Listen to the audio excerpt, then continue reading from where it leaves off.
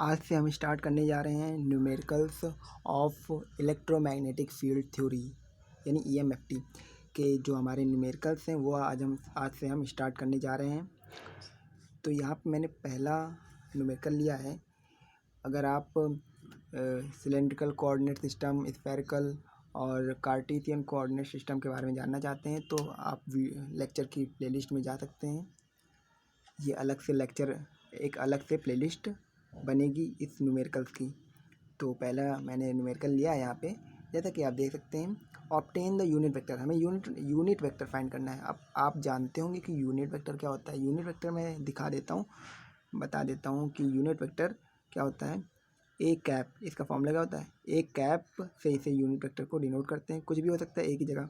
A cap equal to इस ए का vector upon में इसका मॉड, इस वेक्टर का मॉड यानी मैग्नीट्यूड। मैग्नीट्यूड कैसे निकालते हैं, रूट में x square plus y square plus z square. अगर जेड नहीं दिया है तो हम x square plus y square करते हैं।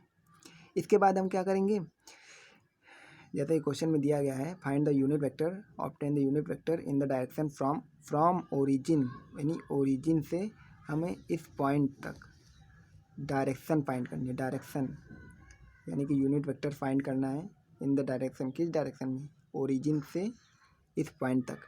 अगर हमें ओरिजिन से इस पॉइंट तक, यहाँ कोई पॉइंट होगा ये वाला, तो इस पॉइंट तक जो डिस्टेंस है वो कैसे कवर करेंगे। पहले हमें क्या करना है, डिस्टेंस कवर करेंगे। अब ये कैसे निकालेंगे भाई, हमें यूनिट वेक्टर चाहिए। यूनिट वेक्टर चाहिए तो उसके लिए हमें क्या चाहिए, सबसे पहले हमें वेक्टर चाहिए और उस वेक्टर का मैग्नीट्यूड। तो उसके लिए मैंने क्या किया कि ओरिजिन से, यानी कि ओरिजिन होगा 0,0,0 और जो पॉइंट हमारे दिए गए हैं 3 - 2। ओके, इसके बाद मैंने इन दोनों को वेक्टर के रूप में लिख लिया। 3ax cap minus 3ay cap, Y की ये जेड की, -2z az कैप। आप आई जे के कैप का भी यूज़ कर सकते हैं। फिर इसको लिख देंगे तो 0ax cap 0ay cap plus 0az cap.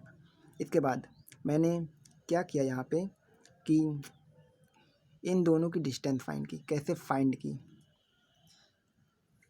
हमारे पास दो पॉइंट हैं, यहाँ से इस ओरिजिन से फाइंड करना है हमें। लिखा हुआ है origin towards this point from origin, यानी ओरिजिन से, यानी कि x1 x2 x1 y1 z1 x2 y2 z2। अगर हमें डिस्टेंस फाइंड करनी है कैसे फाइंड करते हैं, x1 माइनस x2 3 माइनस 0, उसकी डायरेक्शन लिख दी, y2 minus y1 z2 minus z1। ये क्या आ गई हमारी डायरेक्ट एक वेक्टर, हमने इसको इस तरह से लिख लिया। इसके बाद मैंने क्या किया कि घटा दिया, तो ये आ गया हमारा, यानी कि ए बी वेक्टर हमारा आ चुका है। इसके बाद इसका मैग्नीट्यूड निकाल लेते हैं। इसका मैग्नीट्यूड निकाल लेते हैं तो कैसे निकालेंगे, हमने अभी बताया कि अगर कोई वेक्टर दिया गया है हमारे पास, उसका अगर हमें मैग्नीट्यूड निकालना है तो जो डायरेक्शन दी गई एक्स की, उसका मैग्नीट्यूड क्या है 3 स्क्वायर, वाई वाले का मैग्नीट्यूड, ये मैग्नीट्यूड है, इसका स्क्वायर प्लस -3 का स्क्वायर -2 का स्क्वायर, 9 आया। 3 का स्क्वायर 9, -3 का स्क्वायर 9, -2 का स्क्वायर 4, 9 9 18 4 22, रूट में 22। ये हमारा ए बी वेक्टर का मैग्नीट्यूड आ गया, इसका मैग्नीट्यूड आया हमारा।